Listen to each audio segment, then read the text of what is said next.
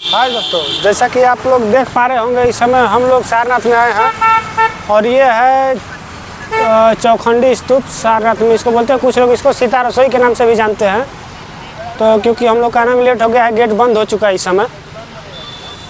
और देखिए कितना अच्छा नज़ारा है यहाँ का।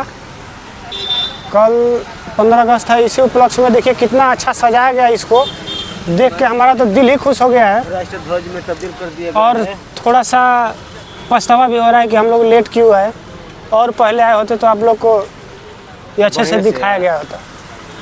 चलिए, इसके लिए माफ़ी चाहते हैं। इसके बारे में कुछ लोग कहते हैं कि यहाँ पे माता सीता खाना बनाई थी, और एक और इसी तरह स्तूप है, धम्म की स्तूप उसको बोलते हैं। तो इस पर बोले थे कि लोरी की एक पैर यहाँ रखे थे, दूसरा पैर वहाँ पे रखे थे। अब जो भी होगा, अभी तो हमको पूरा डिटेल पता नहीं है, लेकिन आगे पता होगा तो ज़रूर बताएंगे।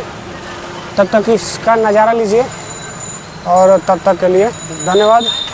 फिर मिलेंगे। हो गया।